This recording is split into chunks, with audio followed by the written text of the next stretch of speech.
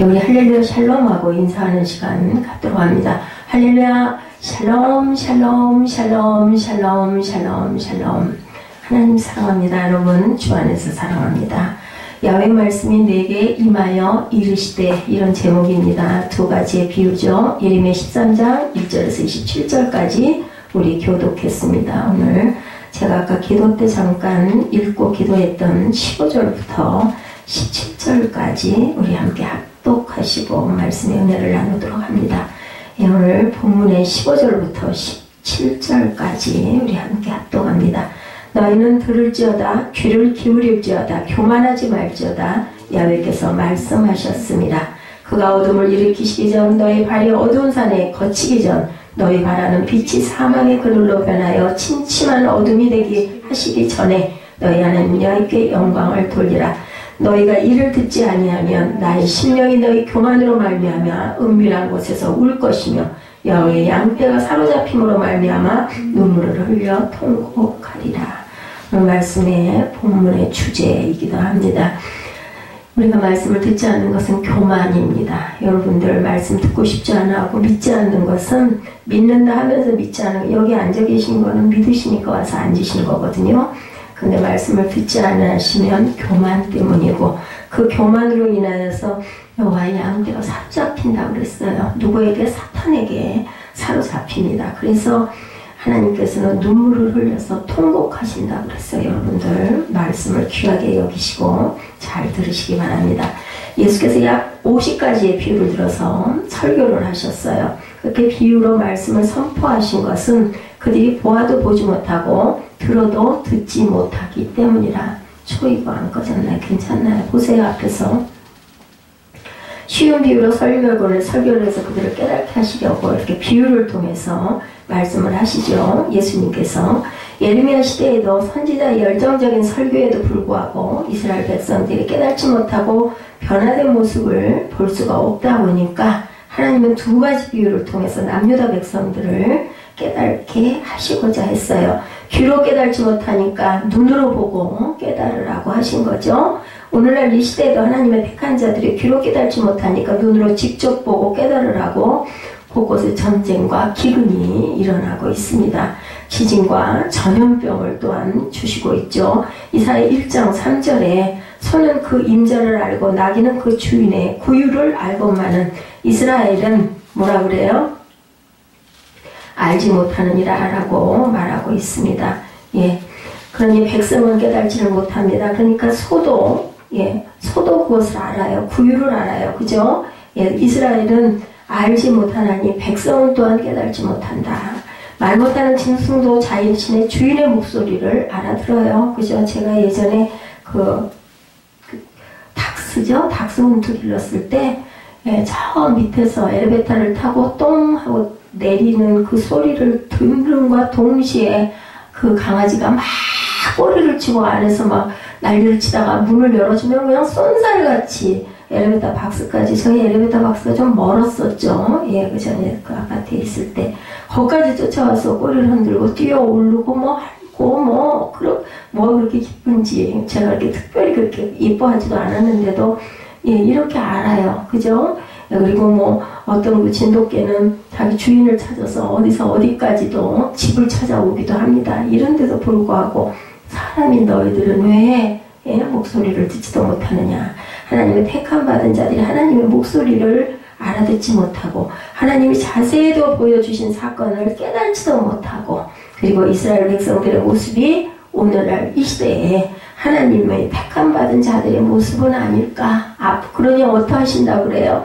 양들이 사로잡힘을 인해서 내가 운다고 말씀을 하고 계신다. 여러분들, 오늘 어떤 소원이 있으면 우리 간절한 마음 생기죠. 내 정말 좀 이렇게 좀 됐으면 좋겠는데, 이 간절한 마음인 것처럼 하나님의 말씀을 귀하게 청종하시고 거기서 은혜를 깨달으면 하나님이 그럼 얼마나 기뻐하실까. 거꾸로, 그죠? 못 알아듣고 못 보니 운다고 하셨으니 깨닫고 알고 기뻐하고 감사하면 얼마나 좋으실까. 그럼 좋은 거 주시지 않으시겠습니까? 이런 마음을 좀 가지시기 바랍니다. 마지막 때를 준비하고 기다리고 살아가는 복되고 귀한 저와 여러분 되시기를 주님의 이름으로 축복합니다.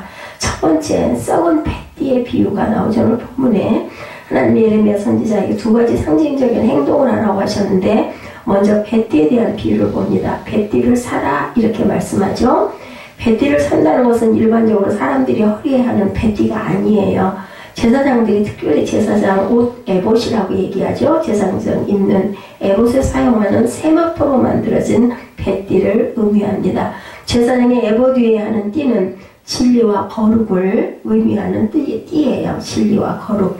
하찮은 세마포 띠가 제사장 에봇의 띠가 될 때 그 띠는 거룩한 띠가 되죠. 우리 그 성수잔, 저는 이렇게 사기로 바꿨습니다만은 조그만 유리잔 하나를 성전에 올려놓으면, 강단에 올려놓으면은 성수잔이 됩니다. 이런 것처럼 아주 귀하게 작은 띠 하나도 제사장의 옷에 가서 붙으면 이런 거룩의 띠가 된다는 것. 여러분들도 마찬가지세요. 여러분들이 태어나서 예수 하나님을 모르다가 하나님을 알게 되고, 그리고 성전에서 섬기고 봉사를 하고, 그리고 예배를 열심히 드리고 은혜가 있다 보면은 집사가 되고 권사가 되고 안수 집사님이 되고 또한 장로님이 되시죠.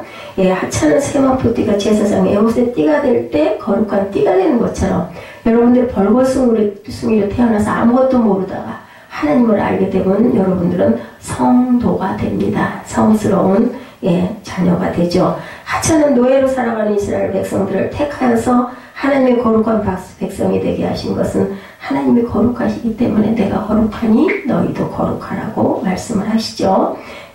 그리고 그들은 그렇게 택한 백성은 마땅히 거룩하게 살아가야 합니다. 아버지가 그죠?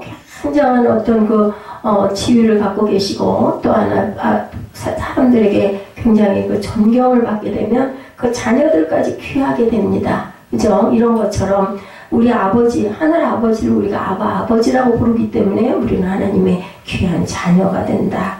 하나님께 돌아오라고 할 때마다 그들은 점점 더 멀리 도망을 갔어요. 이스라엘 백성은 결국은 망하죠. 진리 안에 거하라고 할 때마다 그들은 진리를 싫어하고 거짓된 것들을 좋아했습니다. 저와 여러분 안에 이런 속성들이 있는지 없는지 살펴보시기 바랍니다. 우리는 진노의 자식이에요. 그 사망에 멸망받을 그런 아담과 하와를 죄지게 한 그 사단, 뱀이 들어옴으로 인하여 우리가 전부 사망의 자녀들이 됐습니다. 그래서 우리 안에는 그런 속성이 있습니다. 하나님을 믿음으로 우리가 거룩해져 가야 되는데 반대로 우리 안에 있는 속성이 아직도 살아있기 때문에 자꾸 거짓의 자녀들이 되고 싶어합니다. 하는 속성이 있습니다. 그것을 알 때마다 깨달을 때마다 진리 안으로 돌아가도록 우리는 훈련하고 노력해야 됩니다. 62억 인구 가운데 어떻게 우리가 택함을 받았을까? 어떻게 미리 정해졌을까? 몰랐는데, 그죠? 죄악의 늪 속에서 죄의 노예가 되어 죽을 수밖에 없는 나를 거룩한 백성으로 너희는 택하신 족속이요 하죠. 예배드로전서에 보면 예수의 피값으로 나를 사셨어요. 놀라운 사실을 믿고 가시기 바랍니다. 고린도전서 7장 23절에 너희는 값으로 사신 것이니 사람들의 종이 되지 말라고 말씀합니다. 하나님의 나를 예수의 거룩한 피값을 치르고 사셨다는 거죠. 찾으셨으면 한번 함께 합독하실까요? 고린도전서 7장 23절입니다. 너희는 값으로 사신 것이니 사람들의 종이 되지 말라. 그렇다면 그렇게 값을 치르고 사신 것을 인정하고 믿는 자들은 어떻게 살아가야 될까? 어디 안에서? 진리 안에서 거룩하게 살아가야 된다. 우리는 속성이 죄의 자식이기 때문에 죄로 자꾸 돌아가고 싶어 할 때마다 우리는 거룩하게 살아가는 훈련을 하려고 예배를 드리고 말씀을 읽고 우리가 찬양을 하는 겁니다. 그런데 하나님의 택함 받은 자들이 그렇게 정말 과연 저와 여러분이 그렇게 살아가고 있는가? 이스라엘 백성들처럼 똑같이 거짓의 세력에 미혹되어 거짓과 타협함에 하고 다 살아가고 있지는 않은지 자꾸 수시로 돌아봐야 됩니다. 누구도 예외는 없습니다. 선지자를 통해 뱃띠를 사라고 하신 말씀은 2600년 전에 이스라엘에게만 주신 말씀이 아니라 오늘 이 시대 우리에게 너희 어떻게 하나님의 것이 되었는지를 깨달으라고 하시는 말씀입니다. 우리 13장 1, 2절 볼까요?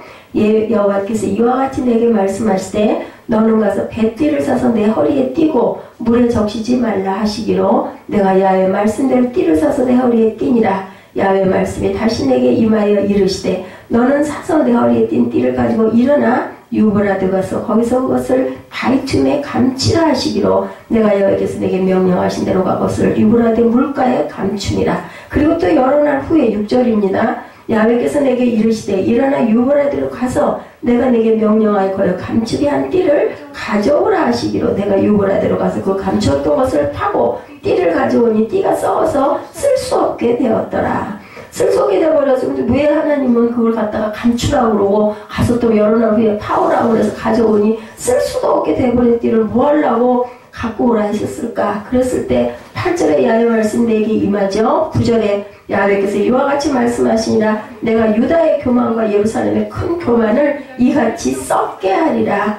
이 악한 백성이 내 말 듣기를 거절하고 그 마음에 완악한 대로 행하며 다른 신들을 따라 그를 섬기며 그에게 절하니 그들이 이 띠가 쓸 수 없인 같이 그 에봇에 붙이는 거룩한 띠가 이제는 쓸 수가 없게 됐다는 건 뭐예요? 하나님의 은혜 안에서 너희가 떠났다라는 거예요. 야훼의 말씀이니라. 띠가 사람의 허리에 속한 같이 내가 이스라엘 온 집과 유다 온 집으로 내게 속하게 하여 그들로 내 백성이 되게 하며 내 이름과 명예와 영광이 되게 하려 하였으나 그들이 듣지 아니하였느니라. 주일날 주일 성수 안 하는 것 어떤 걸까요? 예, 거짓과 타협하는 겁니다. 세상 것에 속한 겁니다. 이런 것들 우리가 회개해야 되겠죠. 오늘 이 시대를 살아가는 저와 여러분에게 너희가 어떻게 하나님께 됐는데 그렇게 나를 슬프게 하니? 라고 말씀하시는 겁니다.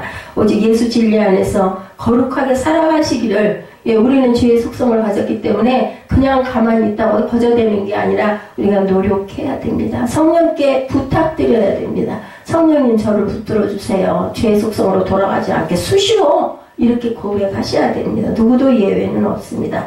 거짓과 타협하지 않고 살아가는 저와 여러분들이 되시도록 최고의 노력을 하시기를 주님의 이름으로 축복합니다. 둘째로 배띠를 선지자 허리에 띠라고 하죠. 13장 11절 우리 10절까지 읽었나요? 11절에 야훼의 말씀이니라. 띠가 사람의 허리에 속한 같이 내가 이스라엘 온 집과 유다 온 집으로 내게 속하게 하여 그들로 내 백성이 되게 하며 내 이름과 명예와 영광이 되게 하려 하였으나 그들이 듣지 아니하였느니라. 12절에 그러므로 너는 이 말로 그들에게 이르기를 이스라엘 하나님 야훼의 말씀에 모든 가죽 부대가 포도주로 차리라 하셨다 하라. 그리하면 그들이 내게 이르기를 모든 가죽 부대가 포도주로 찰 줄을 우리가 어찌 알지 못하리오 하리니 너는 다시 그들에게 이르기를 야훼의 말씀에 보라 내가 이 땅의 모든 주민과 다윗의 왕이 앉은 왕들과 제사장들과 선지자들과 예루살렘 모든 주민으로 잔뜩 취하게 하고 또 그들로 피차 충돌하여 상하게 하되 부자 사이에도 그렇게 할 것이다. 내가 그들을 불쌍히 여기지 아니하며 사랑하지 아니하며 아끼지 아니하고 멸하리라 하셨다라.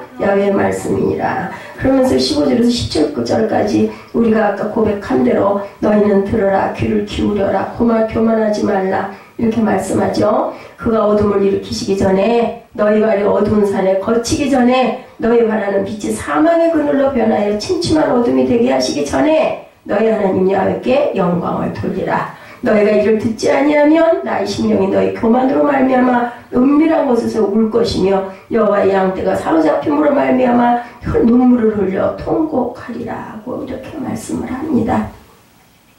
내 이름과 명예와 영광이 되게 하려 하였으나 그들이 듣지 아니하였다. 이게 바로 저와 여러분에게 하시는 하나님의 음성이신 줄 믿습니다. 허리는 어떤 곳이에요? 제가 지금 허리에 복대를 하고 있어요. 그랬더니 허리가 쫙 펴지네요. 중심이에요. 힘을 받게 하는 곳이 바로 허리입니다. 그래서 그 전에 보면 연인 사이에 선물을 할 때 남자의 그 허리띠를 선물을 하는 일들이 참 많았습니다. 그 중심을 잡는 부분이기 때문에 힘이 되기 때문에 허리띠 선물은 요즘에는 뭐 넥타이를 선물을 해서 너는 내 거야 하고 쭉 잡아서 당긴다면서요. 제가 그거 보고 웃었습니다. 예전에는 그렇게 막 뭐랄까 정난하지 않았기 때문에 허리띠를 선물로 줘가지고 강건하고 굳건하게 든든히 서서 잘하고 허리띠 선물을 연인에게 잘 했었습니다. 배띠를 선지자 허리에 두르라는 것은 하나님의 택함받은 자들의 힘이 어디로부터 오는지 깨달으라고 하시는 말씀입니다. 하나님의 거룩하심이 힘의 원천이 되지 못하면 인간은 하나님의 백성도 되지 못하고 하나님의 영광을 위해 살아갈 수가 없다라는 거죠. 그래서 아까 썩어서 쓸 수 없게 돼버리게 만든 거예요. 그거 보라고 너희들 깨달으라고. 자, 이스라엘이 그 말을 듣지 않았다 그런 거예요. 그렇게 했는데도 불구하고 인간 스스로는 아무리 노력을 해도 거룩하게 살 수 없는 동물 같은 존재. 왜? 우리의 죄의 속성, 아담과 하와 때 죄, 그 뱀에게 넘어간 그 부분 때문에 우리는 사단이 우리 안을 점령하고 있습니다. 그래서 사단의 자식이라고 하죠. 하나님의 거룩하심이 힘이 되지 않으면 생각하는 것마다 모두 다 죄악된 것으로 자꾸 가까이 가고 싶어 합니다. 하나님의 택함을 받았다 하면서 거룩함이 없다면 아직도 거듭나지 못한 사람이다. 하나님께 택함받지 못한 자라는 사실을 우리가 깨달아 알고 아파해야 됩니다. 하나님의 속성 중에 가장 두드러진 속성은 거룩하심이죠. 그래서 히브리서 12장 14절에 모든 사람과 더불어 화평함과 뭐를 따르라? 거룩함을 따르라. 이것이 없이는 아무도 주를 보지 못하리라고 그랬어요. 거룩해야 주를 봅니다. 그 속성 안에 들어가야 하나님을 깨닫고 느낍니다.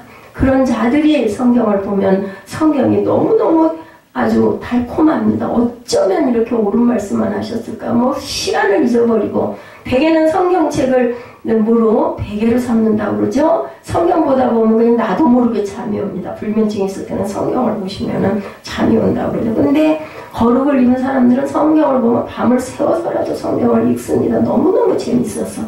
예수께서 나의 죄를 위해 죽으시고 내가 예수의 피로 죄사함을 받은 순간 나는 하나님 앞에 설 수 있는 자가 됐어요. 여러분들 아시죠? 칭의, 의롭다. 칭함을 받는 자도 우리 인간은 아무도 하나님 앞에 설 수 있는 자가 없어요. 근데 예수로 말미암아 우리가 칭의를 입은 겁니다. 이때부터 하나님의 거룩하심이 내게 힘이 되고 능력이 된다라고 하십니다. 세상을 이길 수 있는 것은 예수 그리스도의 거룩한 피로만 가능합니다. 믿으십니까?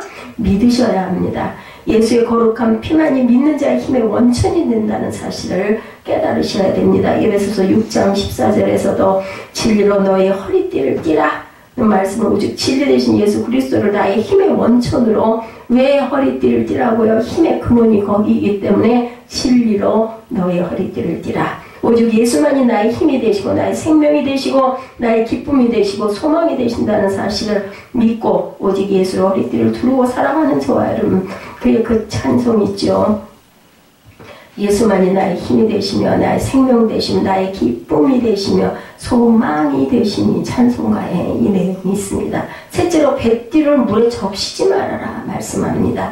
에베소서 5장 26절에 보면 이는 곧 물로 씻어 말씀으로 깨끗하게 하사 거룩하게 하시고, 물은 곧 말씀을 의미하죠. 거룩하신 말씀으로 거룩하게 된다라고 합니다. 그래서 우리가 입술로 자꾸 고백을 해야 돼요. 눈으로 읽는 것도 물론 중요하지만 읽을 때는 자꾸 합독을 해서 따라 읽으시고, 미처 못 찾았을 때는 옆 사람이 찾은 거 보고 그냥 얼른 따라 우선 읽으세요. 그걸 찾느라고 기다리고 있다 넘어가 버리면은 같이 고백을 해서 읽지를 못하죠. 그러니까 우선 읽고 찾으시면 됩니다. 아니면 메모장에다가 메모를 하세요. 미처 못 찾은 거는 몇 장 몇 절 써놨다가 한번 좀 틈이 있을 때 그걸 한번 찾아보십시오. 그러면 말씀을 읽으면서 내가 또 은혜를 받습니다. 디모데전서 4장 5절에도 하나님의 말씀과 기도로 거룩하여집니다 라고 증거하고 있습니다. 디모데전서 4장 5절, 에베소서 5장 26절입니다. 그런데 하나님은 선지자에게 뱃띠를 물에 적시지 말라고 말씀해요. 그러므로 이 물은 타락된 말씀임을 볼 수가 있죠. 당시에 남유다에는 거짓 선지자들이 타락된 말씀으로 백성들을 미혹하고 있었고, 백성들은 그러한 거짓된 말을 좋아합니다. 이상하게 그 거짓된 말은 듣기가 솔깃하죠. 귀를 기울이게 됩니다. 예레미야 6장 13절입니다. 이는 그들이 가장 작은 자로부터 큰 자까지 다 탐욕을 부리며 선지자로부터 제사장까지 다 거짓을 행함이라. 예레미야 6장 13절입니다. 오늘날 이 시대도 거짓 때문에 세상이 판을 치고 있죠. 이런 거짓은 교회 안에도 버젓이 행해지고 있고 거짓된 말로 성도들을 미혹하고 있는 시대가 되어가고 있습니다. 마지막 때는 이러한 타락한 쑥물들이 이 성도들을 죽일 것이다 이렇게 증거합니다. 계시록 8장 11절입니다.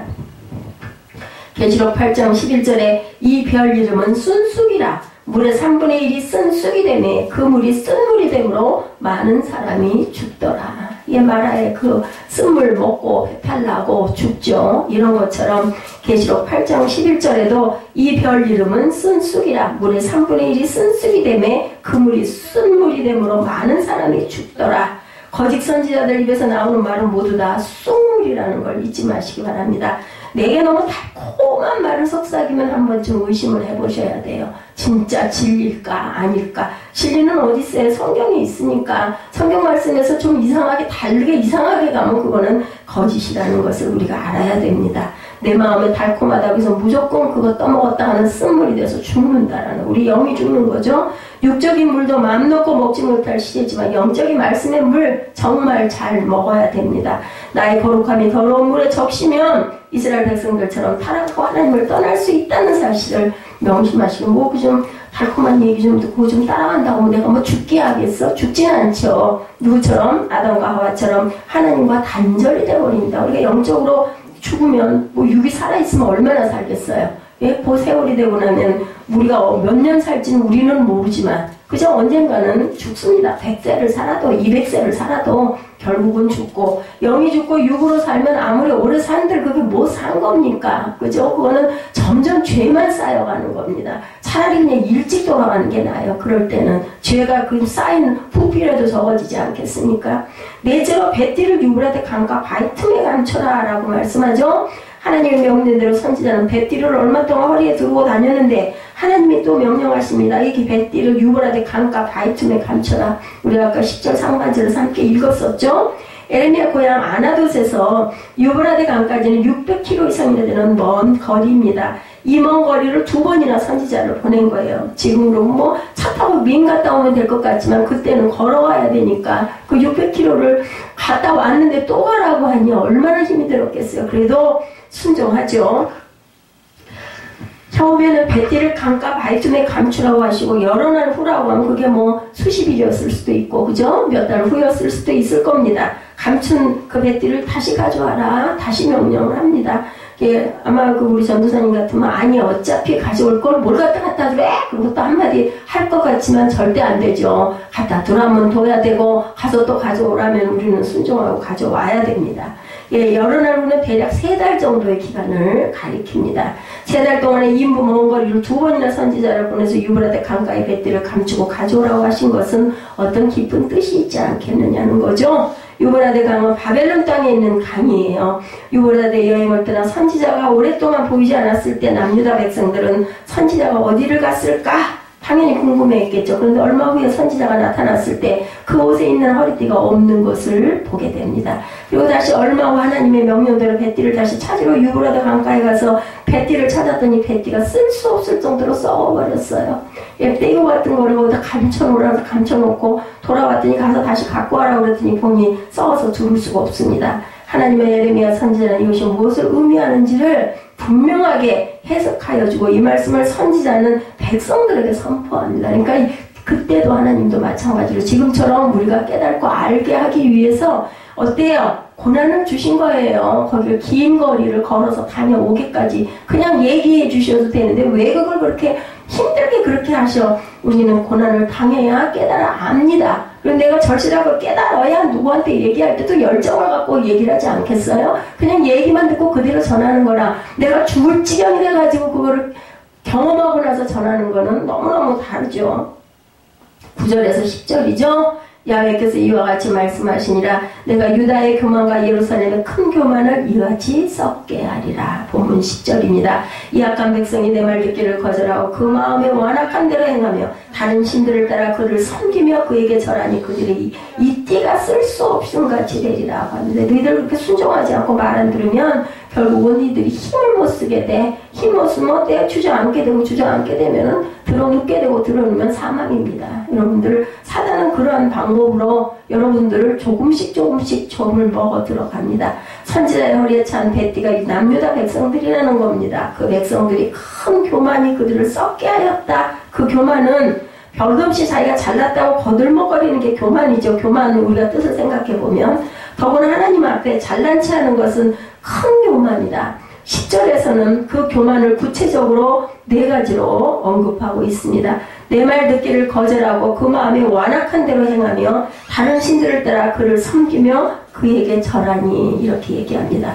그러므로 남유다 백성들의 교만의 시작은 하나님 말씀을 듣기를 거부하면서 시작이 됩니다. 하나님의 말씀을 거부하며 살자 그들의 마음은 완악해졌고 거짓 영들이 그들을 다스리기 시작한다. 아예 뭐 특별한 일이 있는데 주일에 한번 빠진다고 뭐 큰일나. 그 많고 많은 주 중에서 53주나 되는 주 중에 내가 한두 주 빠진다고 무슨 상관이야. 그럴 수 있죠. 그죠? 특별한 일이 있으면. 근데 그렇게 한번 주일을 범하다 보면 그 다음에도 좀 가벼워집니다. 아이 뭐 그때도 뭐 다녀왔는데 또 좀 다녀와야지. 이런 마음들이 되다 보면 조금씩 거짓의 영들이 우리를 잡고 그쪽으로 조정해서 조금씩 가게 하죠. 이런 부분들이 정말 주의해야 될 부분이다. 돈과 돈록이 어때요? 조금씩 쓸어요. 나도 모르게. 그죠? 언젠가 보니까 그냥 뭉뚝, 그죠? 그 귀한 천을 다 갉아먹은 돈과 돈록. 그리고 더 쓸 수 없게 사가져 버리죠. 이렇게 만듭니다. 이러한 남녀들은 하나님은 바벨론에게 멸망받을 것이라는 사실을 깨닫게 하기 위해서 6월에도 강가에 뱃띠를 묻으라고 하였고 바벨론에 있는 곳이라고 그러죠. 그 강이. 그 뱃띠는 결국 바벨론 세력에 비참하게 무너질 것이라는 사실을 상징적으로 알려주신 거죠. 남유다와 예레미야 선지자 이후 남유다가 40년 후에 바벨론에게 멸망받았으므로 하나님이 이렇게까지 선지자를 통해 깨닫게 하셨어요. 40년 후에 일어날 일이에요. 알겠어요? 그 시대에 사는 사람들 알지 못하죠. 하나님은 남유다가 회개하고 돌아오기를 원하고 계십니다. 그러나 그들은 거부하죠. 그들을 그렇게 한 가장 큰 이유, 그것이 바로 교만이다. 예, 말씀을 듣지 않는 건 교만입니다. 아니 정말 자녀에게 좋은 것을 주려고 그렇게 열심히 얘기를 하는데도 자녀들은 듣지 않아요. 왜? 어리석어서, 교만해서. 나중에는 땅을 치고 후회해도 이미 때는 늦는다라는 거죠. 교만한 자는 절대로 하나님 말씀에 순종을 안 합니다. 자신의 생각이고 하나님의 생각이고 자신의 행동이 하나님의 뜻이라고 이렇게 생각을 합니다. 다 갖다 붙이기를 아주 너무너무 잘해요. 하나님은 내가 기뻐하면서 살기를 바라셔. 내가 좀 기쁘게 어디 좀 갔다 오기를, 그건 뭐 그게 죄야. 그 드리기 싫은 생각은 거기가 있고 여기 앉아가지고 예배 드리느니 갔다 오는 게 차라리 은혜지. 응? 그렇게 생각들. 그럴듯하잖아요. 그게 전혀 틀린 말은 아닐 것 같죠.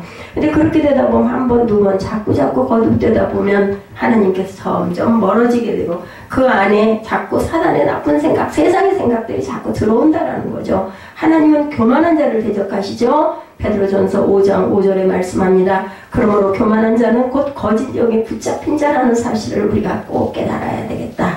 남유다가 이러한 교만 때문에 하나님께 버림받았다는 사실을 명심하시기 바랍니다. 뒤에 저기 난방 좀 꺼주십시오.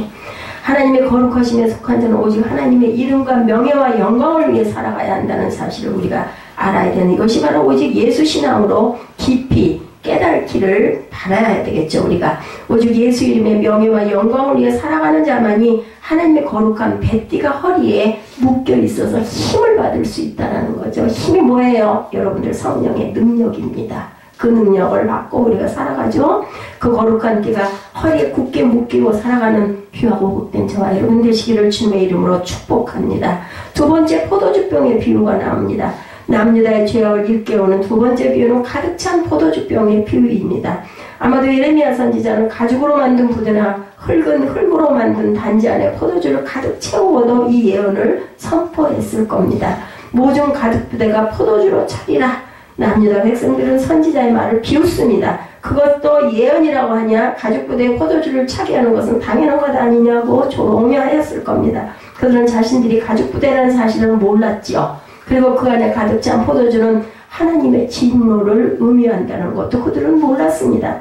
다시 말해서 이 비유는 하나님의 진노가 남유다 백성들에게 가득하게 임할 것이라는 뜻이죠. 하나님의 진노가 임한 남유다는 왕부터 백성들까지 모두가 술에 취해 이성을 잃은 자처럼 서로 충돌하고 상하게 하고 부모 자식 사이에도 충돌이 일어난다.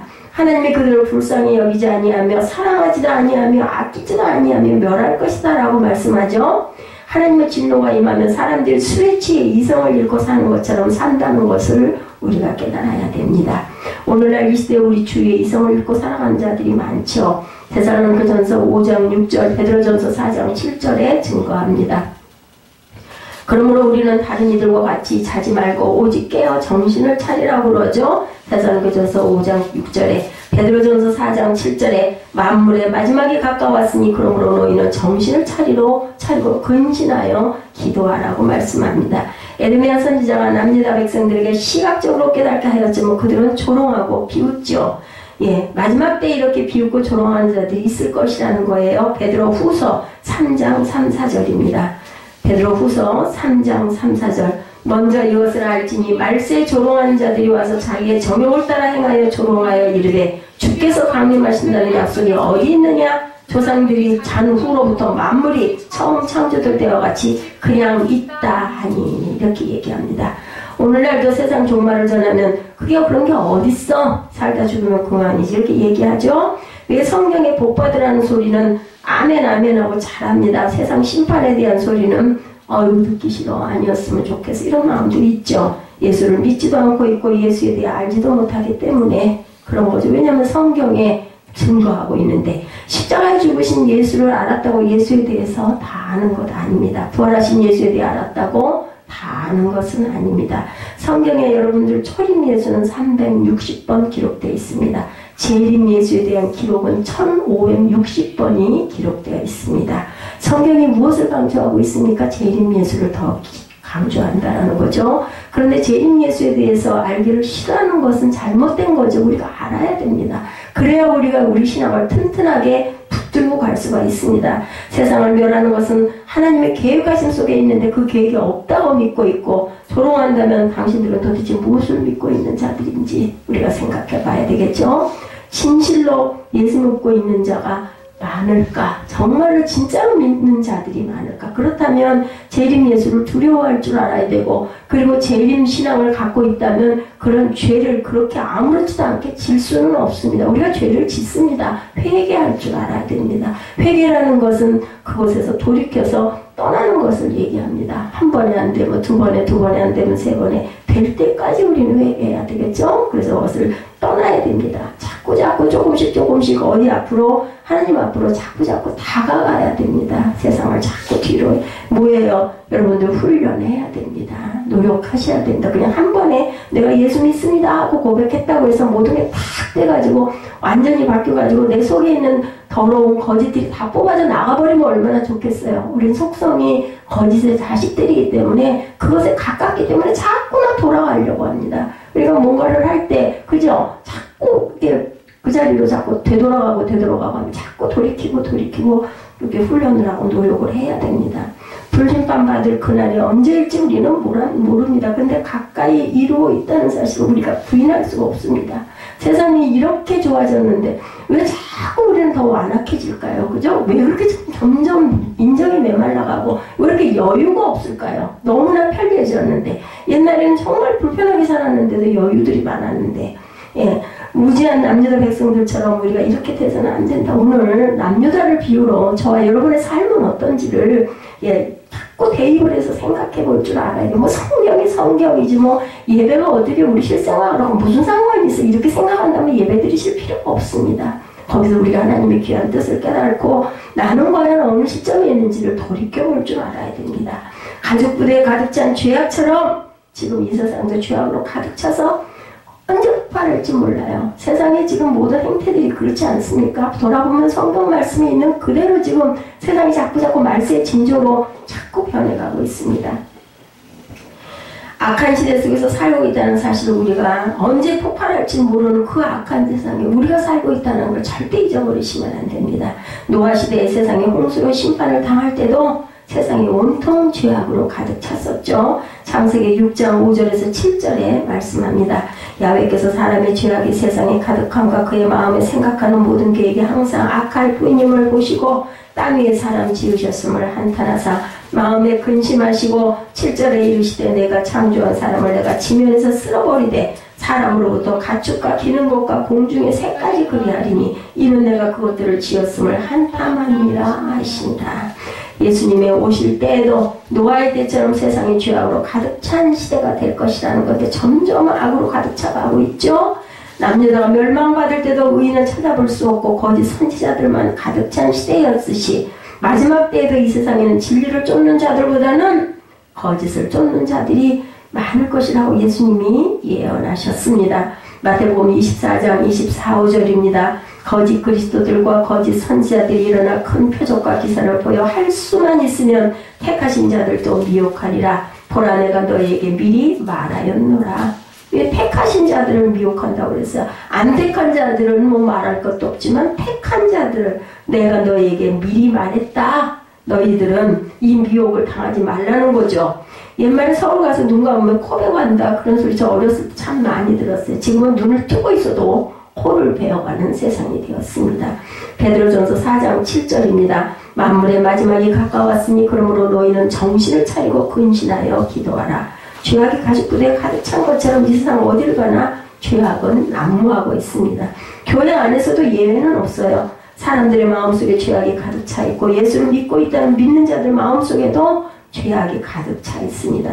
사도 바울의 고백을 할 수밖에 없는 시대, 로마서 7장 24절이죠. 한탄하죠. 사도 바울이 오라 나는 공고한 사람이로다. 이 사망의 몸에서 누가 나를 건져내라. 사도 바울 같은 사람도 이 사망이 내 죽을 수밖에 없는 내 몸에서 누가 나를 건져내라고 이렇게 고백을 했으니 얼마나 우리는 더 말할 것도 없습니다. 이 죄의 문제가 해결되지 않고서는 하나님의 긍휼하심도 하나님의 사랑도 받을 수 없는데 나의 죄악은 자꾸만 커져가고 나의 영혼은 더럽고 추한 죄악으로 점점 더 시커멓게 돼가고 있는데 나는 어찌하면 좋겠나. 누가 나를 건져내겠느냐고 이렇게 고백을 하죠. 남유다 백성들이 이렇게 자신의 죄 앞에 마음을 열었으면 좋았을 건데 열지를 못했어요. 그죠? 오늘날 이 시대 믿는 자들이 자신의 죄 앞에 진실로 마음을 열고 애통한 마음을 가지고 하나님께 나와야 할 텐데 과연 저와 여러분 어떻습니까?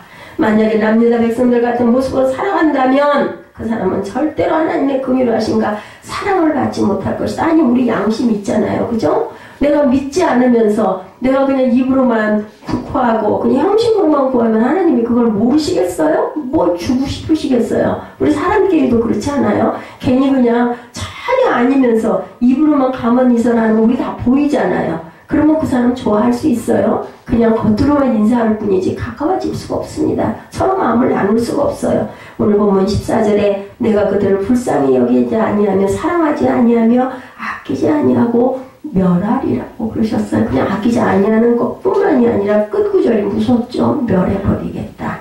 사랑의 하나님은 자신의 택한 자들을 불쌍히 여기시고 사랑하세요. 그죠? 근데 그들이 하나님 말씀에 순종하지 아니할 때 하나님도 그들을 결국은 참다 안 되면 버릴 수밖에 없다는 사실을 우리가 알아야 됩니다. 너의 죄가 아니라 나의 죄 앞에 애통하는 마음을 가지고 날마다 예수 그리스도의 피로 죄사함을 받고 사랑하는 저와 여러분이 될 때 하나님이 나를 불쌍히 여기시고 붙잡아 주신다라는 것. 선택은 누구 몫이에요? 본인 몫이에요. 누구 언제부터 창세전에 지으셨을 때부터 우리에게 자유의지를 주셨습니다. 아담에게 그래서 만물의 이름을 네가 지어라 데리고 다니면서 하셨죠. 하나님의 이름 붙일 줄 몰라서 아담에게 하셨겠어요. 다스리라는 거예요. 네가 지어서 네가 다스리고 네가 그것을 잘 지니다가 오너라 라고 세상을 주신 거죠. 세 번째 하나님의 경고, 두 가지 비유를 들어서 말씀을 전해도 외면하는 남유다 백성들에게 하나님은 세 가지로 경고하십니다. 경고들을 들을 수 있다는 것은 아직도 하나님께 돌아올 기회가 있다는 거예요. 경고의 말씀을 들을 수 있는 기회입니다. 기회. 예배 드리시면서 이 말씀을 듣고 우리가 같이 읽을 수 있는 것은 기회가 있는 사람들이기 때문입니다. 그러므로 그들은 하나님의 심판을 받을 수밖에 없었어요. 하나님의 경고는 오늘날 우리에게도 동일하게 주어지는 경고라는 사실을 우리가 알아야 합니다. 이 경고를 두고 하나님께 가까이 나오고 예수 신앙으로 살아가는 저와 여러분들, 어제까지 이 순간까지 이 순간 전까지 아니었다 하더라도 진짜 좀 그렇게 내가 노력해야겠다 이런 마음을 먹어야 되겠죠. 15절에서 17절 남유다 백성들의 교만을 경고하죠. 교만은 하나님의 말씀에 순종하지 아니할 때 나타난다. 15절에서도 귀를 기울이고 하나님의 말씀을 들으라고 선포합니다. 하나님의 말씀에 순종하지 아니하고 교만 자에게는 반드시 하나님의 심판을 임할 것이라고 16절에 강조합니다. 제가 맨 처음에 그걸 읽고 들어갔습니다. 16절에 어둠이라는 말씀이 3번 언급되고 있는데 사명의 어둠이 오기 전에 하나님의 말씀에 귀를 기울이고 회개의 삶을 살라는 거죠. 17절에 에레미야 선지자의 간절한 권면이 전해지고 있습니다. 17절 우리 한번 합독해서 읽어보실까요? 뭐라고 말씀하셨어요? 너희가 이를 듣지 않으면 나의 심령이 너희 교만으로 말미암아 은밀한 곳에서 울 것이며 야훼의 양떼가 사로잡힘으로 말미암아 눈물을 흘려 통곡하리라. 오죽하면 내가 너희 때문에 통곡을 할 거라고 말씀하죠. 에레미야 선지자는 이 고난이 양떼가 도살장으로 끌려가는 모습과 같기 때문에 통곡하지 않을 수 없다. 누가 그랬어요? 예수님이 대신 끌려갈 때 도살장으로 끌려가는 양처럼 조용했다라고 말씀합니다. 오늘날 이 시대 진실로 올바른 종말론을 가진 사람들은 세상을 비판하기 전에 오직 예수의 마음을 가지고 예레미야 선지자처럼 애통하는 마음 가지고 기도해야 됩니다. 뭐 어쩔 거예요. 세상이 그렇게 돼 가는데 어쩔 수는 없어요. 근데 우리는 그걸 가지고 비판만 할 게 아니라 애통해야 하면서 기도해야 됩니다. 불쌍히 여겨야 되죠. 나를 비롯해서 창세 이래로 찾아볼 수 없는 재앙 앞에 추풍 낙엽처럼 지옥으로 떨어질 영혼들을 생각하고 그들을 향해 경고하고 그들을 향해 우는 저와 여러분이 되셔야 됩니다. 에스겔 9장 4절에 보면 예루살렘 성전에서 우는 자 이마에 표로라라고 말씀하신 것을 잊지 마시기 바랍니다. 하나님 앞에 나를 위해 울고 나라와 민족을 이웃을 위해 우는 자들은 결코 교만한 자가 될 수가 없죠. 둘째로 왕과 왕후에 대한 경고가 18, 19절에 나옵니다. 에레미야 선지자는 종교 계획을 일으켰던 요시야 왕 13년의 사명을 받습니다. 요시야 왕이 죽은 후 남유다는 다시 타락합니다. 요시야 왕 이후에 남유다가 멸망받을 때까지 4대 왕들은 모두 하나님 앞에 악을 행하고 백성들은 타락의 길로 계속 달려갑니다. 특히 여기에는 왕뿐만 아니라 왕과 언급됩니다. 야훼긴 왕의 모친 누우스다를 가리키고 있는데 이러한 지도자들에게 이르는 경고는 스스로를 낮춰라. 예, 그리고 교만하지 말라는 뜻이죠. 낮추라는 것은 가장 무서운 것이 지도자들의 타락이죠. 오늘날도. 그런데 그들의 타락이 무엇으로 시작된다? 교만으로 내가 잘났어. 내가 중심이 돼서 세상은 돌아가. 이런 생각들. 무지무지 교만한 거죠. 교만이 이토록 무서운 것인데 왜 지도자들이 이것을 모르고 교만한 자가 되는 것일까? 남유대 지도자들과 백성들이 왜 교만했을까요? 말씀에 순종하지 않았기 때문에. 하나님의 말씀을 몰라서가 아니 너무너무 잘 알아요. 근데 그거 나한테 상관 있는 말씀이 아니 너희들한테 상관이 나는 상관이 없다 이렇게 생각하는 게 교만이죠. 빌립보서 2장 5절이죠. 너희 안에 이 마음을 품으라 곧 그리스도 예수의 마음이니 예수의 마음을 품으면 절대로 교만해질 수가 없어요. 왜냐하면 예수님은 어떤 분이에요? 섬기기 위해 오신 그리고 낮추고 오신 분이기 때문이죠. 자기를 사랑하지 말라 돈을 사랑하지 말라 디모데후서 3장 2절에도 말씀합니다. 근데 예수 마음도 안 가지고 예수보다도 자기를 더 사랑하고 돈을 사랑한다면 말씀에 순종하지 아니했기 때문에 당연히 교만할 수밖에 없다는 거죠. 특히 지도자들은 세상의 명예와 권력을 추구하다 보면 하나님 말씀에 순종하지 아니한 자가 되고 결국은 교만한 자리에 앉게 된다는 거죠. 지도자가 교만하면 지도자가 하나님 말씀에 순종하지 아니하고 살면 백성들 또한 교만한 자들에서 하나님의 심판을 피할 길이 없을 것이다라는 거죠. 그러니까 본인만 죽는 게 아니라 백성들까지 다 죽습니다. 19절을 보면 4개 구약성경의 남방입니다. 남유다 남쪽의 광야지대를 가리키는데 남유다 백성들이 도피할 수 있는 가장 먼 곳이에요. 그런데 그곳마저도 봉쇄되어 피난처를 찾지 못할 것이다. 19절에 네겝의 성읍들이 봉쇄되어 열자 같고 유다가 다 잡혀가되 온전히 잡혀가도다. 너는 눈을 들어 북방에서 오는 자들을 보라. 내게 맡겼던 양떼 내 아름다운 양떼는 어디 있느냐. 너희 친구 삼았던 자를 그가 내 위에 우두머리를 세우실 때 내가 무슨 말을 하겠느냐. 내가 고통에 사로잡힘이 산고를 겪는 여인 같지 않겠느냐. 내가 마음으로 이르기를 어찌하여 이런 일이 내게 닥쳤는가 하겠으나 내 죄악이 크므로 내 치마가 들리겠고 내 발꿈치가 상하느니라. 치마가 들리면 수치예요. 그저 망신을 당한다는 겁니다. 23절에 구순이 그의 피부를 표범이 그의 반점을 변하게 할 수 있는 구순이는 그 검은 그 사람이죠. 누구였었어요? 그 전에 모세의 아내가 구순이었다고 그러죠. 악에 익숙한 너희도 선을 행할 수 있으리라. 그러므로 내가 그들을 사막바람에 불려가는 검불같이 흩어버리겠다고 그러시죠. 야훼의 말씀이라. 이는 내 몫이고 내가 헤아려 정하여 내게 준 분깃이니 내가 나를 잊어버리고 거짓을 신뢰하는 까닭이다. 그러므로 내가 내 치마를 내 얼굴까지 들쳐서 내 수치를 드러내리라. 무슨 말인지 여러분 아시겠죠? 어려운 말씀이 아닙니다. 읽어보면은. 근데 이것을 그냥 중간에 뚝 띄어서 읽으면 이해가 안 갑니다. 처음부터 읽으셔야 여러분들이 그렇구나 구약을 잘 모르시기 때문에 저도 마찬가지입니다. 어느 나라든지 지도자가 바로 서지 못할 때 나라는 망합니다. 특히 영적 지도자가 바로 서지 못하면 그 나라는 미래가 없습니다.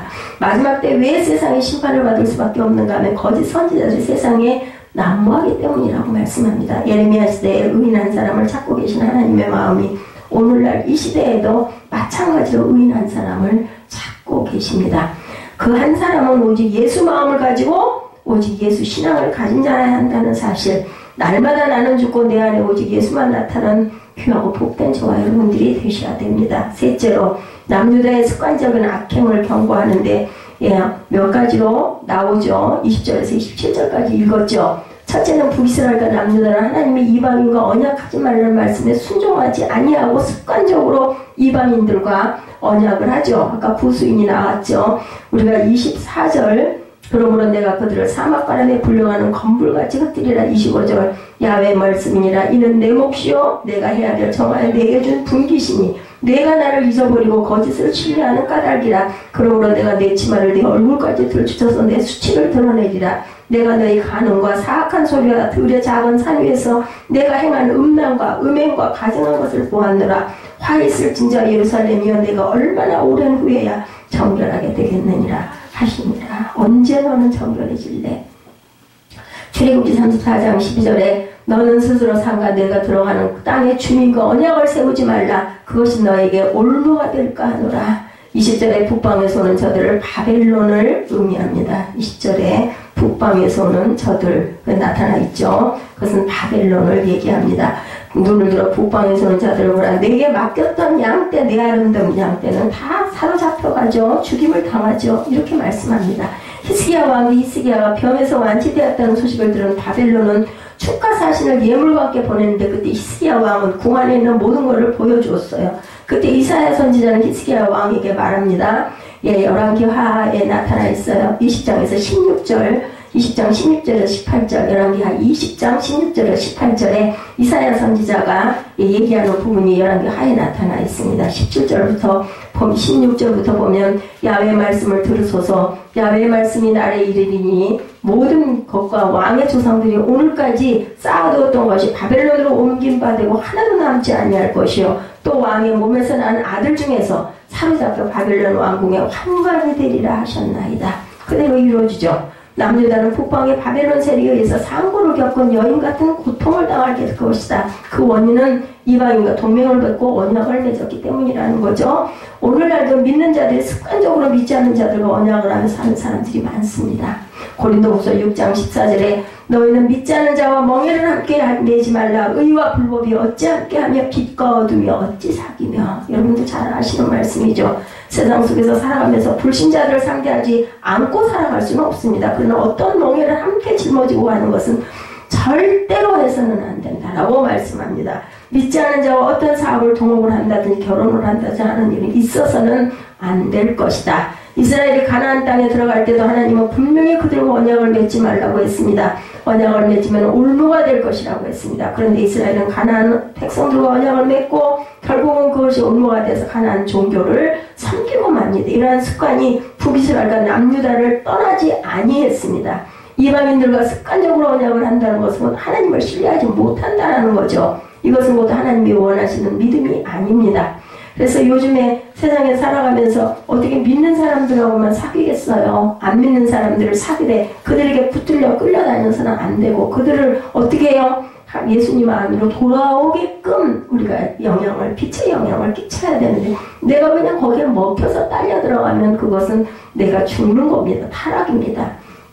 이방인과 언약하는 자들이 어떻게 하나님을 믿는 자라고 할 수 있겠느냐. 하나님을 온전히 의지하는 자들이 되셔야 되겠죠.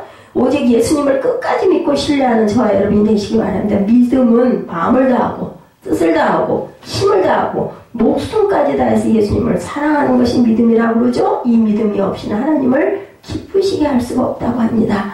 히브리서에 나타나죠. 천지는 없어도 하나님의 언약의 말씀을 변하지 않는다는 사실을 믿는 저와 여러분이 되셔야 됩니다. 22절에서 24절 죄악을 습관적으로 저질렀다고 나타나죠. 남유다는 자신들이 왜 이런 일을 당하는지는 몰랐어요. 즉 자신들의 죄에 대해서 무감각한 상태입니다. 무감각한 그들에게 선지자는 내 죄악이 크므로 수치스러운 일을 당하게 될 것이다 라고 선포하죠. 23절에 구수인은 아프리카 에티오피아인을 가리킨 말이죠. 그들은 선천적으로 검은 피부를 가졌기에 그것을 희귀할 수가 없다. 마찬가지로 표범의 얼룩진 무늬도 바꿀 수 없는 것처럼 남유다 역시 천성적으로 습관적으로 죄악을 저지르는 것을 바꿀 수가 없다는 겁니다. 인간은 태어나면서부터 죄의 습관적으로 죄를 지을 수밖에 없는 악한 천성을 가지고 있는데 흑인을 하얀 피부도 바꿀 수 없듯이 인간의 습관적인 죄성을 누가 바꿀 수 있겠습니까? 23절 끝절에 보면 악에 익숙한 너희도 선을 행할 수 있으리라고 얘기해요. 어떻게? 믿음 안에서. 그죠? 인간으로서 도저히 불가능한 이 습관적인 죄성이 하나님에게는 가능하다는 거죠. 하나님께 회개하고 나오면 하나님의 능력으로 습관적인 죄악의 뿌리를 뽑아 주시겠다는 거예요. 해 주시겠다는 거예요. 아직은 기회가 있고 아직은 문이 열려 있다는 거예요. 선택은 네가 해라 라고 말씀합니다. 그러나 그렇지 않냐면 너희는 사막의 바람 앞에 흩어지는 건물처럼 심판을 당할 수밖에 없다는 아직 답을 딱 가르쳐줘요. 근데도 안 해. 보면 뭐 그런 게 어디 있겠어 이렇게 생각하죠. 그러면 그냥 그런 대로 되리라. 예수 그리스도께서 우리의 죄악의 뿌리를 꽈주시기 위해서 십자가에서 온몸에 물과 피를 쏟으시다. 그걸 기념하기 위해서 오늘 우리가 성찬을 하셨습니다. 여러분들 로마서 5장 9절입니다. 이제 우리가 그의 피로 말미암아 의롭다 하심을 받았으니 더욱 그로 말미암아 진노하심에서 구원을 받을 거라고 얘기합니다. 그 피로 우리는 구원을 받아야 되겠죠. 예수의 피로 날마다 죄와 싸워 이기고 의로운 자들이 되시기를 주님의 이름으로 축복합니다. 싸워 이겨야 돼요. 내가 믿습니다 한다고 그냥 그걸로 다 해결되는 게 아니고 매일매일 싸워요. 매일매일은 나를 죽이노라고 바울도 그렇게 고백을 하죠. 매일매일 내가 죽노라고 얘기합니다. 셋째로 우상의 숭배를 습관적으로 했다. 25절에서 27절이죠. 하나님이 가장 싫어하는 것이 우상 숭배입니다. 아니 난 그런 거 우상 같은 거 없는데 우리의 삶 속에 나에게 우상은 뭔지 그걸 생각하셔야 됩니다. 십계명에서 우상 숭배하는 자에게는 3, 4대까지 저주를 내리시겠다고 합니다. 우상을 섬긴다는 것은 하나님을 버리고 하나님과 관계를 끊겠다는 행동입니다. 그런데 이러한 행동이 북이스라엘과 남유다 모습 속에서 습관적으로 행해졌다는 거죠. 그러니 그것을 내가 우상을 섬기고 있네라는 생각이나 했겠느냐는 겁니다. 오늘날 이 시대에 예수를 믿고 있는 믿는 자들 속에는 이런 우상이 없을까? 예수 외에 다른 것을 사랑하고 있다는 것은 곧 우상입니다. 예배보다 먼저 더 이게 좋아서 예배를 뒤로 밀면 그것은 우상입니다. 그러한 우상을 습관적으로 섬기고 있지 않은지를 우리 스스로에게 살펴보시기 바랍니다. 오늘 본문에서 우상이 무엇인지를 세 가지로 말씀하죠. 25절 끝절에 내가 나를 잊어버리고 거짓을 신뢰하는 까닭이라. 우상은 하나님을 잊어버리고 거짓을 신뢰하겠다는 내 마음의 증거입니다. 그리고 앞에서도 말씀드렸지만 당시에 남유다는 거짓을 좋아했죠. 하나님 외에 다른 신들은 모두가 다 거짓 신들입니다. 지오디죠. 소문자 지오디입니다. 그러므로 그들은 거짓을 가르치고 인생을 거짓되게 살게 합니다. 세상에 진리는 하나, 진리는 절대로 두 개가 있을 수가 없습니다. 요한복음 14장 6절이죠. 예수께서 이르시되 내가 곧 길이요 진리요 생명이니 나로 말미암지 않고는 아버지께로 올 자가 없습니다. 그래서 무슨 다 신앙은 똑같다 이런 이야기들 하는 건 다 거짓입니다. 26절에 우상은 수치를 드러내는 행위라고 그러죠. 남유다는 바벨론 세력의 치마가 뒤처지는 수치를 당합니다. 우상을 섬기는 자는 하나님 앞에서 수치를 당할 것이지만 세상 속에서도 3, 4대까지 저주를 당하는 수치를 당하게 된다. 27절에 우상은 영적 간음을 행하는 짓입니다. 부부 사이에 용서할 수 없는 것이 바로 간음이죠. 여러분들 하나님도 영적 간음이 우상을 섬기는 죄는 결코 용서하지 않겠다고 말씀합니다.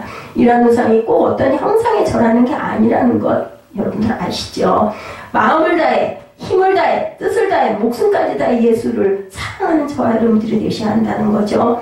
여러분의 영혼의 허리에는 무슨 허리띠를 하고 계십니까? 믿음의 허리띠를 하고 계십니까? 세상의 영광의 허리띠를 메고 계십니까? 진리로 허리띠를 정말로 동이고 계십니까? 다시 말해서 진리 대신 예수로 허리띠를 삼고 계시냐는 거죠. 말씀으로 우리의 중심을 붙들고 있냐는 말씀입니다. 우리의 육체의 힘이 허리에서 시작되듯이 영적인 힘도 진리의 띠이신 예수 안에서 예수가 말씀에 육신이 되어 오셨다고 그러죠? 이것이 바로 말씀 성경입니다.